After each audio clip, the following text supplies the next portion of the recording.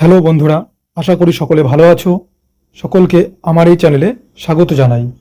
আজকের এই ভিডিওটি গুরুত্বপূর্ণ হতে চলেছে যারা এএনএম জিএনএম 2026 পরীক্ষা দিয়েছো।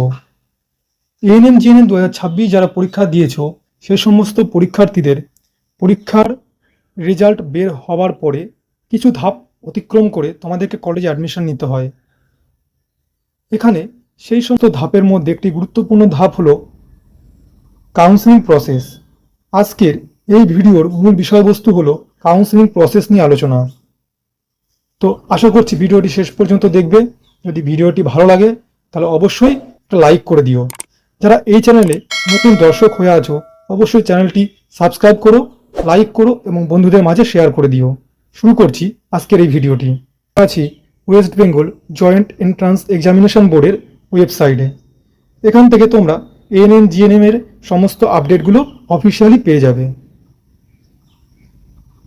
কাউন্সেলিং প্রসেস, তোমাদের রেজাল্ট বের হওয়ার পর একটি র্যাঙ্ক কার্ড প্রকাশিত হবে। সেই র্যাঙ্ক কার্ডে একটি জিএমআর র্যাঙ্ক থাকবে, এর পাশাপাশি একটি কাস্ট র্যাঙ্ক থাকবে। কিন্তু তোমাদের কাউন্সেলিং হবে বেসিক্যালি এই জিএমআর র্যাঙ্কের উপর ভিত্তি করেই তোমরা তোমাদের কলেজগুলো পাবে। তো যখন তুমি তোমার জিএমআর র্যাঙ্ক পেয়ে গেলে তারপরে তোমাকে WBJEE ওয়েবসাইটে একটি লিঙ্ক বোর্ড দেবে। সেই লিঙ্কে গিয়ে তোমাকে রেজিস্ট্রেশন করতে হবে কাউন্সেলিংয়ের জন্য, এবং রেজিস্ট্রেশন করতে গেলে তোমাকে 500 টাকা জমা করতে হবে। রেজিস্ট্রেশন করার জন্য কী করতে হবে? 500 টাকা জমা করতে হবে। এরপর সেখান থেকে একটা অ্যাকনলেজমেন্ট স্লিপ দেবে। এই স্লিপটা তুমি ডাউনলোড করে তোমার নিজের কাছে রাখবে। প্রথমে জিএমআর র্যাঙ্ক পেলে সেখান থেকে তুমি রেজিস্ট্রেশন করলে কাউন্সেলিংয়ের জন্য 500 টাকা দিয়ে। এরপর চয়েস ফিলিং বলে একটি অপশান আসবে 2 থেকে 3 দিন পরে। এবার সেই চয়েস ফিলিং অপশানে গিয়ে তুমি তোমার পছন্দের কলেজগুলোকে চয়েস করবে, এবং তুমি চাইলে সাথে সাথে সেটি লক করে দিতে পারো। আবার এমনও হতে পারে যে তুমি চাচ্ছ যে না, আমি 1 বা 2 দিন দেখি, তারপর আমি আমার কলেজ যে চয়েস করেছি সেগুলোকে আমি লক করব, তাও করতে পারো। 1-2 দিন পরেও লক করতে পারো। আবার যদি তুমি ধরো লক করতে ভুলে গেছো, তাহলে কিন্তু সেটা একটু নির্দিষ্ট টাইম পরে চয়েসটা লক হয়ে যাবে, তোমাকে নিজের থেকে লক করতে হবে না। তাহলে প্রথমে রেজিস্ট্রেশন করলে, চয়েস ফিলিং করলে, চয়েস লকিং করলে, এরপরে আসছি ফার্স্ট কাউন্সেলিং। এরপর তোমাকে একটি নির্দিষ্ট দিনে ফার্স্ট কাউন্সেলিংয়ে অংশগ্রহণ করতে হবে। তো একটি নির্দিষ্ট দিনে ফার্স্ট কাউন্সেলিং শুরু হবে। সেদিন বোর্ডের ওয়েবসাইটে গিয়ে তোমার অ্যাডমিট কার্ডে অ্যাপ্লিকেশন নাম্বার দিয়ে সার্চ করলে তুমি যে কলেজ চেয়েছিলে সেই কলেজ যদি তোমার প্রথম চান্সে চলে আসে, তাহলে তুমি সেই কলেজের নাম দেখতে পাবে এবং তুমি কোন কলেজে চান্স পেয়েছো সেটি তুমি বুঝতে পারবে। যদি তুমি কলেজ পেয়ে যাও, সিট অ্যালটমেন্ট তোমার হয়ে যায়, তাহলে তোমাকে সাথে সাথে 1000 টাকা দিয়ে সেই কলেজে সিট বুক করতে হবে, এবং সাথে সাথে তোমাকে বোর্ডের ওয়েবসাইট থেকে আপগ্রেড ইয়েস বা নো একটি ফর্ম পাওয়া যায়, সেই ফর্মটি ডাউনলোড করতে হবে। এই ফর্মটি কি, এই ফর্মের ভেতরে কি আছে, এটি কোথায় জমা করতে হয়, এ নিয়ে একটি বিস্তারিত ভিডিও আমি পরের দিন দেব।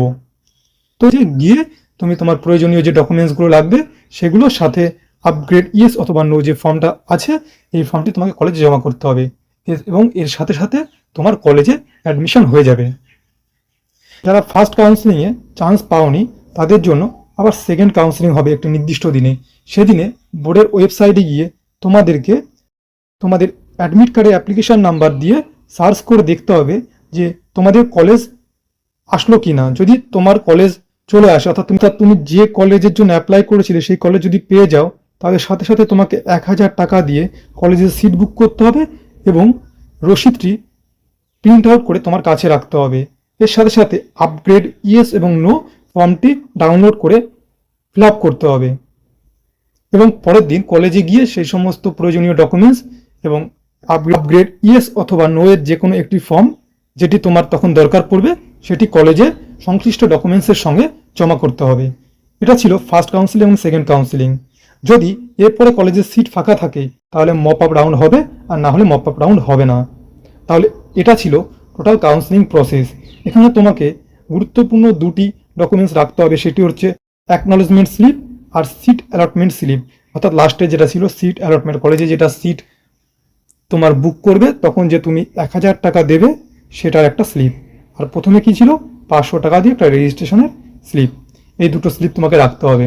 ক্লিয়ার? তো এই ছিল আজকের ভিডিওর মূল বিষয়বস্তু। আশা করছি সকলে কাউন্সেলিং প্রসেসটি বুঝতে পেরেছো। কারো কোনো সমস্যা নেই। যদি সমস্যা থাকে তাহলে অবশ্যই কমেন্ট বক্সে কমেন্ট করবে। আমাদের পরের যে ভিডিওটি আমি নিয়ে আসবো তোমাদের সামনে, সেখানে থাকবে সিট অ্যালটমেন্ট হওয়ার পরে কলেজে যে যে ডকুমেন্টসগুলো তোমাদেরকে জমা করতে হবে সেই ডকুমেন্টস নিয়ে। ও তারপরে একটি ভিডিও আনবো যেখানে আপগ্রেড ইয়েস এবং নো যে ফর্মটি আছে সেই ফর্মটি কীভাবে ফিল আপ করতে হবে এবং কবে সেটি জমা করতে হবে। আশা করি ভালো লেগে থাকে এবং ইনফরমেটিভ মনে হয় তাহলে অবশ্যই চ্যানেলটি সাবস্ক্রাইব করো, লাইক করো এবং বন্ধুদের মাঝে শেয়ার করে দিও। দেখা হচ্ছে পরের ভিডিওতে। সবাই ভালো থেকো, সুস্থ থেকো। জয় হিন্দ, জয় ভারত।